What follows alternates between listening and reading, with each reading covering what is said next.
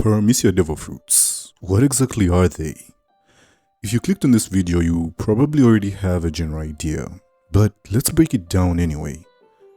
In One Piece, Devil Fruits are categorized into three main types: Logia, Zoan, and Paramecia. Logia users can transform into and control natural elements, making them nearly untouchable unless countered properly. Zoans enhance a person's physicality, granting them the ability to transform into an animal or a hybrid form. But Paramecia, they are the wildcard, the most diverse, the most unpredictable, and arguably the most fascinating of the three. At first, when One Piece introduced us to Devil Fruits, Paramecia seemed relatively straightforward. Luffy's Gomu Gomu no Mi turned him into rubber, Buggy's Barabara no Mi let him separate his body parts, and Alvida's Sube Sube no Mi made her skin impossibly smooth. It was almost as if the Paramecia class was reserved for quirky, gimmick-like abilities, while the true fearsome powers lay with the Logia. But that was just the surface. As the series progressed, it became clear that Paramecia fruits weren't just random or secondary. They were capable of warping reality itself. This became evident with the arrival of Thriller Bark, a saga that introduced some of the most bizarre yet powerful Paramecia abilities we had seen up to that point. Gecko Moria's Kage no Mi allowed him to manipulate shadows, creating an army of lifeless thralls and stealing the abilities of others. And then there was Bartholomew Kuma's Nikyu no Mi, a fruit that at first glance seemed simple. He could push things away with his paw pads. But then we saw the true extent of its capabilities. Kuma could deflect attacks, expel pain from someone's body, and send people flying across the world at speeds so absurd that it defied logic. It was no longer just a simple pushing power. It was a force that could bypass conventional physics. But then came Marineford, the war that changed everything. It was in this battle that we saw Paramecia Devil Fruits at their peak, where they were no longer just quirky abilities but godlike forces. Whitebeard's Gura Gura no Mi sent shockwaves through the world, literally. With a single punch, he could crack the air itself, causing tsunamis and rupturing the very foundation of the battlefield. He was called the man who could destroy the world, and the sheer destructive capacity of his fruit made it clear why. Then there was Don Quixote Doflamingo, a man whose Ito Ito no Mi or string fruit seemed unimpressive at first glance. I mean, they're strings. But then we saw what those strings were capable of. He could puppeteer people like marionettes, stitch his own organs back together, and, most terrifyingly, create an entire cage of razor-sharp thread strong enough to slice through anything. So if we were to rank them, which Paramecia fruit would take the #1 spot? Would it be the raw, world-ending power of Whitebeard's fruit, the ear-omnipotent control of Sugar's Hobi Hobi no Mi, or perhaps a more unconventional contender, one that bends the laws of reality itself?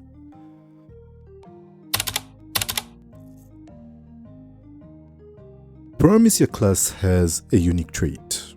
Its fruits don't just rely on brute force. Many of them are defined by how creatively the user can wield their power. A weak fruit in the hands of a genius can become terrifying, while a godlike ability in the hands of an amateur is wasted potential. That's what makes ranking these fruits so difficult. It's not just about raw strength, it's about, well, impact.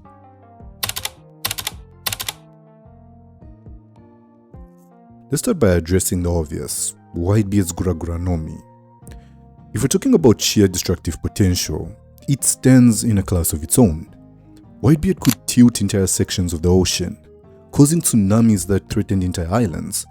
In Marineford, we saw him send shockwaves through the air itself, shattering structures like they were made of glass. It's no exaggeration to say that if used to its full potential, the Gura Gura no Mi could single-handedly reshape the world. When Sengoku referred to Whitebeard as the man closest to One Piece and the strongest man in the world, it wasn't just about his physical strength. It was about the terrifying reality of what his devil fruit could do. But is the most destructive fruit necessarily the most powerful?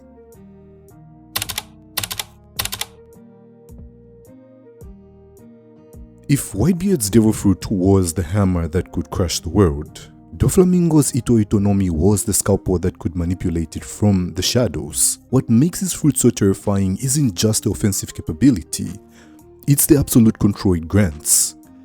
The true strength of the Ito no Mi is its versatility.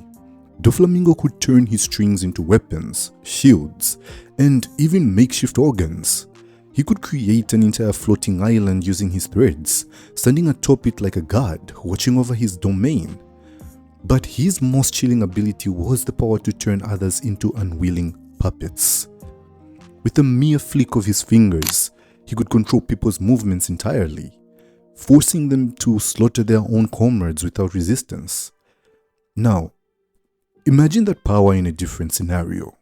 Imagine it in the hands of someone even more cunning, even more ruthless. Someone who could infiltrate the highest levels of government, controlling kings, revolutionaries, or even marines from the shadows. The Gura Gura no Mi can destroy the world, but the Ito no Mi can rule it.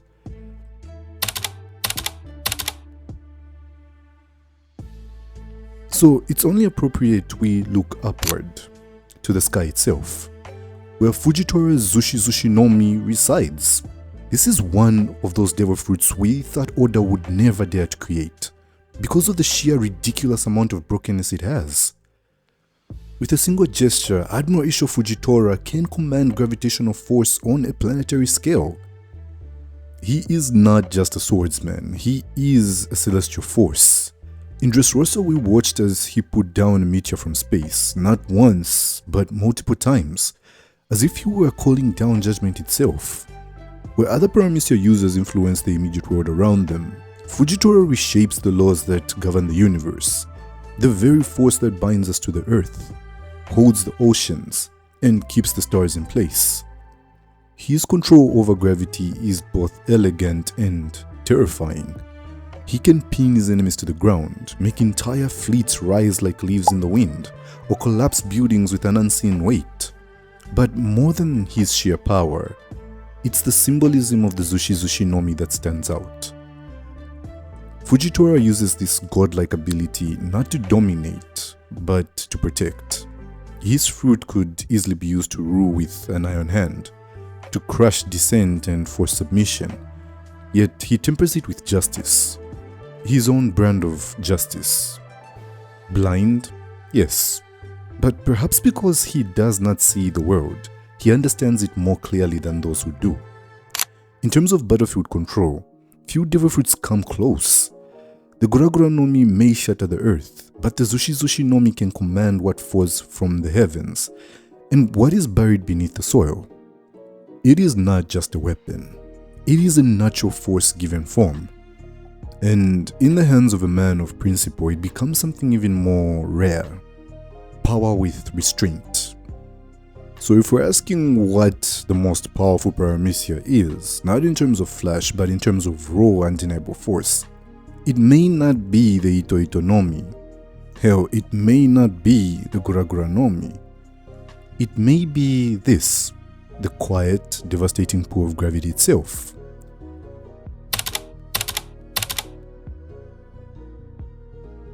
Reality itself is a toy in the hands of this particular devil fruit user. If there's one fruit that defies conventional rankings, it's Sugar's Hobi no Mi. Unlike the others we've mentioned, it doesn't destroy cities or control people through strings.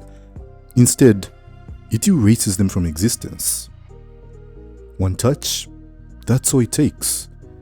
Anyone Sugar touches is transformed into a toy, and once that happens, their very existence is forgotten by the world. Their family, their friends, their enemies, everyone forgets they ever lived. That's a level of power that goes beyond destruction or control. It's a form of reality manipulation. And the scariest part? There is no known defense. No haki, no devil fruit resistance, nothing protects you from the Hobi no Mi. In an alternate reality where Sugar was more ruthless, more ambitious, she could have erased every major threat to the world government with just one touch. The Revolutionary Army? Gone. The Yonko? Vanished. Even the Marines themselves could have been wiped out if she had the right opportunity. The power to erase history itself is something no other Paramecia fruit can boast. But does that make it the strongest?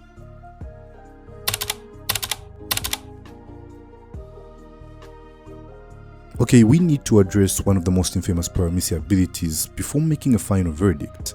And of course that fruit is the Hobi Nomi. At first glance, the fruit's ability to create a room where the user can manipulate anything inside seems incredibly useful but not necessarily overpowered.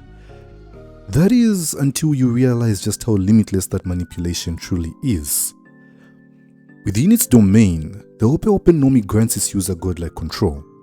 Laws of physics, irrelevant. Anatomy, a mere suggestion. The user can cut, rearrange, and even swap the positions of objects and people with surgical precision, all without causing harm, unless they choose to. Trafalgar Law showcased its offensive potential by effortlessly slicing mountains, ships, and even the very terrain beneath him. I mean, just ask Virgo here. But the true reason this fruit is feared goes beyond combat.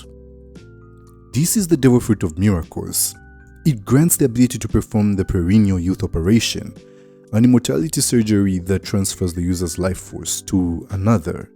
It is a fruit so valuable that Doflamingo was willing to wage wars, kill kings, and manipulate entire nations just to obtain it. The world government itself likely recognizes its potential, as an ability capable of granting eternal life is something that could shift the balance of power, well, forever. But immortality alone doesn't make a fruit the most powerful. After all, what good is living forever if someone else can destroy the world around you?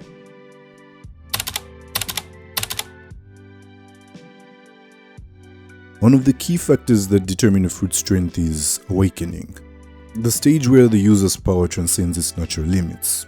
We saw it with Doflamingo, whose strings could turn the very ground into a weapon. We saw it with Katakuri, who transformed his entire environment into mochi, making him nearly untouchable.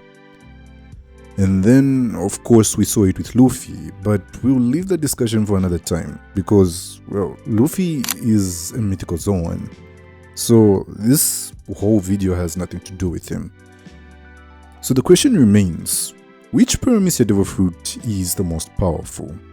I mean, if destruction is the metric, the Gura Gura Nomi stands unrivaled. If control is the measure, the Ito Nomi is a contender. If reality warping is the key, then the Hobi Nomi is in a league of its own. But what if the strongest Paramecia fruit is something else entirely? What if the true king of Paramecia abilities isn't one that shatters the world, controls others, or erases people, but one that bends time itself?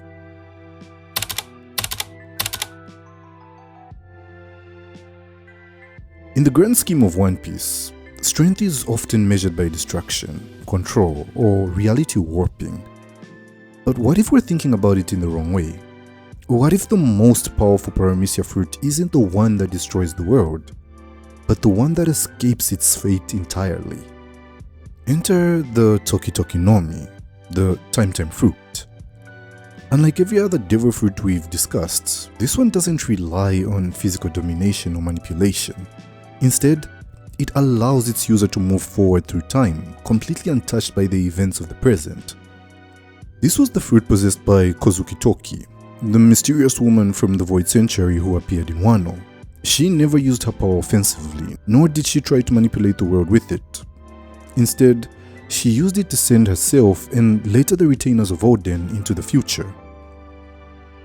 But here's the question, what if someone else had wielded this power? And I know, just bear with me for a second, right? I keep coming up with these hypotheticals, but just stay with me for 1 second. Imagine if a more strategic, more ruthless individual had the Toki Nomi, i.e. maybe someone like Imo? I mean, someone who could jump through time, accumulating knowledge and resources while remaining untouchable. Wars, alliances, even the destruction of entire nations. It would all become irrelevant, because the user could simply leap forward, escaping any consequence. This isn't just a power, it's the ultimate survival technique. The ability to be anywhere, anytime, without ever being caught in the conflicts of the era. If someone with this fruit had grand ambitions, they could travel through centuries, collecting ancient knowledge, mastering haki, and waiting for the perfect era to claim dominance. Now, you might be thinking, but the Toki Toki no Mi only moves forward in time. It doesn't allow its user to go backward. And that's true, as far as we know. But think about how One Piece treats time-related powers. In a world where the Void Century has been hidden, where time itself is a mystery, do we really believe that the full potential of this fruit has been explored? Could there be an awakened version of the Toki Toki no Mi that grants control over all time? Not just the ability to move forward, but to return to the past. If such an ability existed, it wouldn't just be the most powerful Paramecia, it would be the most powerful devil fruit in history.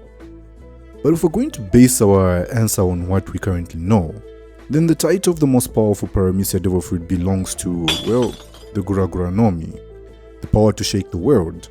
At the end of the day, the most powerful fruit is the one that leaves the biggest impact, and no Paramecia fruit has shaped the world more than Whitebeard's Gura Gura no Mi.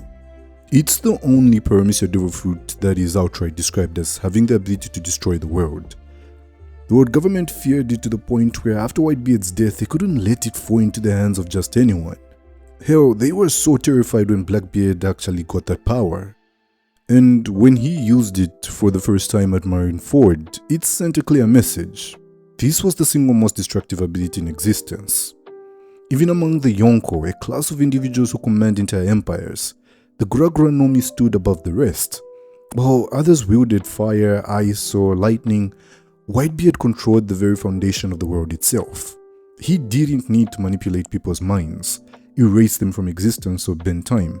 All he had to do was punch the air, and the battlefield would tremble. And that's why it remains the strongest Paramecia Devil Fruit in One Piece. So, to finally put things into perspective, here's how I would place them in terms of power. At number 1 we have the Gura Gura no Mi. At number 2 we have the Zushi Zushi no Mi. At number 3 the Hobi Hobi no Mi. At number 4, the Nikyu Nikyu no Mi. I mean, it really is one of those devil fruits that really just catch you off guard, and it deserves to be a number 4. And at number 5 we have the Kage Kage no Mi, because Oda hinted to the possibility that this fruit had way more capabilities than Moria actually showed us. And at number 6 we have the Toki Toki no Mi. At number 7 we have the Ope Ope no Mi. And at number 8, the Soru Soru no Mi. And at number 9, the Ito Ito no Mi. And of course, number 10 goes to the Mochi Mochi no Mi.